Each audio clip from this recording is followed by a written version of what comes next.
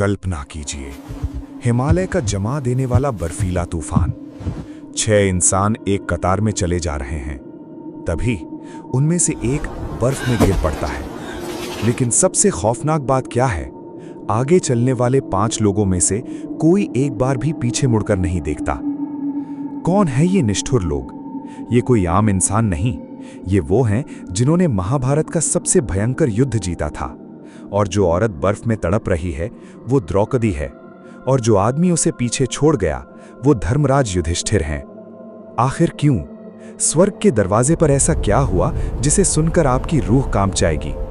चलिए चलते हैं महाभारत के सबसे डरावने अध्याय में। महाभारत का युद्ध खत्म हुए 36 साल बीत चुके थे। हस्तिनापुर की वो जमीन जिसने 18 दिन में 40 लाख योद्धाओं का खून पिया था, आज भी खामोश थी। जीत तो पांडवों की हुई थी, लेकिन हस्तिनापुर के सिंहासन पर बैठे युधिष्ठिर आज भी अंदर से खाली थे। अपनों के खून से सनी इस राजगद्दी पर बैठे बैठे वो अब किसी जीते जागते इंसान की तरह नहीं, बल्कि एक बेजान पत्थर की विशाल मूरत में तब्दील हो चुके थे। उनका भारी सिर बोझ से झुका था। दरबार भरा था, लेकिन जो कुर्सियां कभी कौरवों की हुआ करती थीं, वो आज खाली थीं। भीम, जिसके लिए लड़ना ही जिंदगी था, आज बिना युद्ध के अधूरा खड़ा था। अर्जुन का वो गांडीव धनुष जिसने दुनिया हिला दी थी, आज एक शेल्फ पर पड़ा धूल खा रहा था।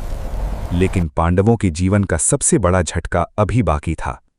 द्वारका से खबर आई, समुद्र ने कृष्ण के सोने जैसे शहर को हमेशा के लिए निगल लिया है, और इस शहर के डूबने के साथ ही कृष्ण भी नहीं रहे।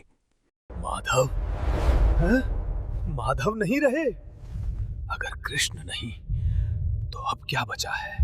ये राजपाट, ये जीवन सब अर्थहीन है। कृष्ण थे तो सब था, उनके बिना सब सूना। उसी पल युधिष्ठिर ने अपने विशाल सिर से अपनी पगड़ी उतार दी। रेशमी कपड़े, हीरों के हार, अर्जुन का कवच, सब कुछ एक मेज पर रख दिया गया। हस्तिनापुर के विशाल दरवाजों से बाहर वो साधारण वस्त्रों में निकल पड़े। पीछे मुड़कर किसी ने नहीं देखा।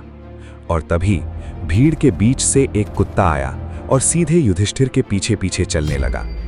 घने जंगलों से लेकर तपते रेगिस्तान तक 6 इंसान और एक कुत्ता निकल पड़े एक ऐसी यात्रा पर जिससे लौटकर कोई नहीं आता।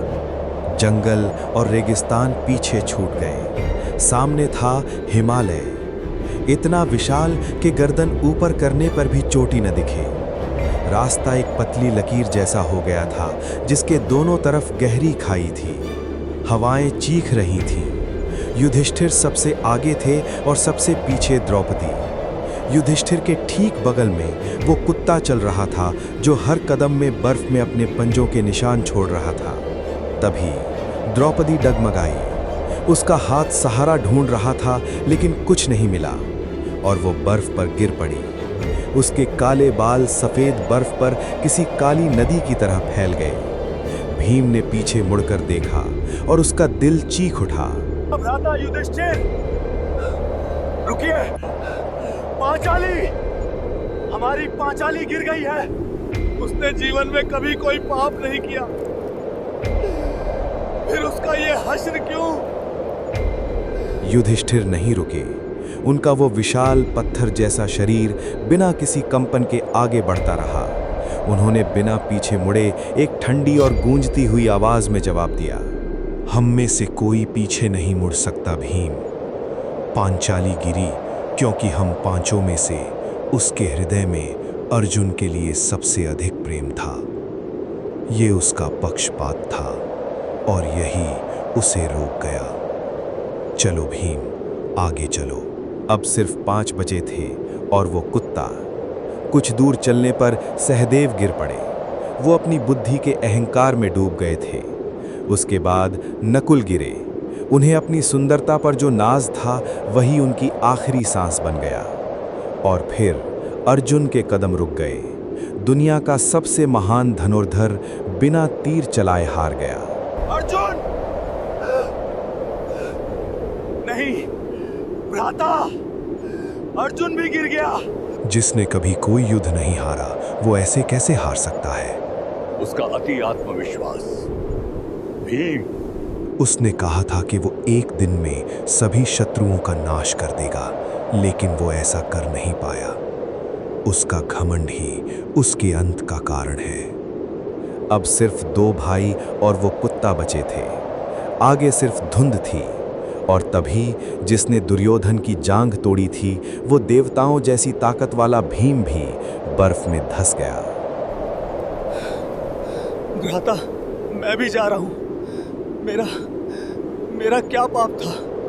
तुम्हारा अपनी शक्ति पर अंधा गर्व और दूसरों की परवाह किए बिना अपनी भूख मिटाना।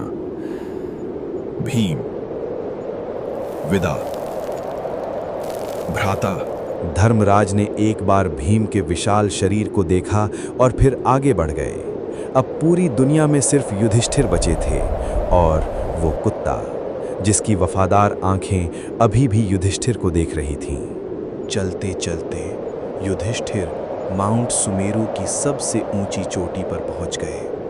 नीचे सिर्फ अंधेरे बादल थे, और ऊपर से एक ऐसी रोशनी उतर रही थी जो इस दुनिया की नहीं थी। आसमान चीरकर देवराज इंद्र का सोने का रथ नीचे उतरा। तुम धर्म के सच्चे सेवक हो युधिष्ठिर। स्वर्ग तुम्हारा इंतजार कर रहा है। तुमने सशरीर स्वर्ग आने का हक कमाया है। इस रथ में बैठो। लेकिन युधिष्ठिर ने कुछ ऐसा किया जो देवताओं के राजा ने भी नहीं सोचा था। उस पत्थर की मूरत ने अपना भारी हाथ नीचे किया और उस कुत्ते के सिर पर रख दिया। देवराज, ये कुत्ता भी मेरे साथ चलेगा। जब मेरे अपनों ने साथ छोड़ दिया, तब ये मेरे साथ रहा। बिना इसके मैं स्वर्ग नहीं जाऊंगा। तुम पागल हो गए हो युधिष्ठिर। स्वर्ग में कुत्तों का कोई स्थान नहीं है। एक जानवर के लिए तुम देवताओं का स्वर्ग ठुकरा रहे हो। अगर ये नहीं जाएगा तो मैं भी नहीं जाऊंगा। एक इंसान ने स्वर्ग से ज्यादा वफादारी को चुना, और उसी पल वो कुत्ता रोशनी में घुलने लगा, आकार बदला, और वहां कोई जानवर नहीं, साक्षात धर्मदेव खड़े थे। मैं तुम्हारी परीक्षा ले रहा था पुत्र, और तुम पास हो गए। सोने के दरवाजे खुले। युधिष्ठिर स्वर्ग में थे, लेकिन उनकी नजरें अपनों को ढूंढ रही थीं, और तभी उनके कदम ठिठक गए। उनके सामने सोने के सिंहासन पर बैठकर जो मुस्कुरा रहा था, उसे देखकर युधिष्ठिर का खून खौल उठा। दुर्योधन। ये कैसे हो सकता है? ये अधर्मी, जिसने पांचाली का चीरहरण किया, जिसने लाखों लोगों की जान ली, वो यहाँ स्वर्ग का सुख भोग रहा है। अगर ये यहाँ है, तो मेरे धर्मपरायण भाई कहाँ हैं? तब देवताओं के दूत युधिष्ठिर को स्वर्ग से दूर एक अंधेरी और भयानक जगह ले गए। लाल धुंध और दर्दनाक चीखें, नरक, और वहां जंजीरों में बंधे तड़प रहे थे भीम, अर्जुन, नकुल, सहदेव और द्रौपदी। पूरी यात्रा में जो इंसान नहीं रोया, आज वो टूट गया। वो भारी पत्थर घुटनों के बल गिर पड़ा। अगर देवताओं का यही इंसाफ है, तो मुझे नहीं चाहिए तुम्हारा स्वर्ग। मुझे यहीं छोड़ दो।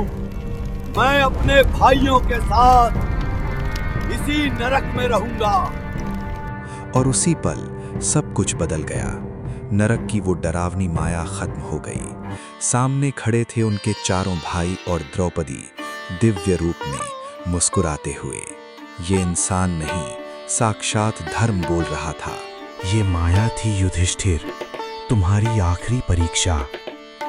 जिसके पाप ज्यादा होते हैं, उसे पहले थोड़ा स्वर्ग मिलता है, और जिसके पुण्य ज्यादा होते हैं, उसे पहले थोड़ी कठिनाई देखनी पड़ती है। अब तुम अपने सच्चे घर में हो। राजमहल से लेकर बर्फ तक, कुत्ते के लिए स्वर्ग त्यागने से लेकर भाइयों के लिए नर्क चुनने तक, ये यात्रा सिर्फ पांडवों की नहीं, हम सब की है। द्रौपदी का पक्षपात, सहदेव का अहंकार, अर्जुन का अति आत्मविश्वास और भीम का घमंड, ये हम सब के भीतर बैठे हैं। तो सवाल ये है कि जब आपकी बारी आएगी और सामने स्वर्ग होगा तो आप क्या चुनेंगे, स्वर्ग या वफादारी? क्योंकि अंत में न ताकत बचती है न सुंदरता, जो बचता है वो है सिर्फ धर्म, और धर्म कभी अकेला नहीं छोड़ता। अगर ये कहानी आपके दिल तक पहुंची हो तो वीडियो को लाइक, शेयर और सब्सक्राइब जरूर करें। महाभारत के ऐसे ही गहरे रहस्य लेकर हम जल्द लौटेंगे। तब तक धर्म के रास्ते पर चलते रहिए।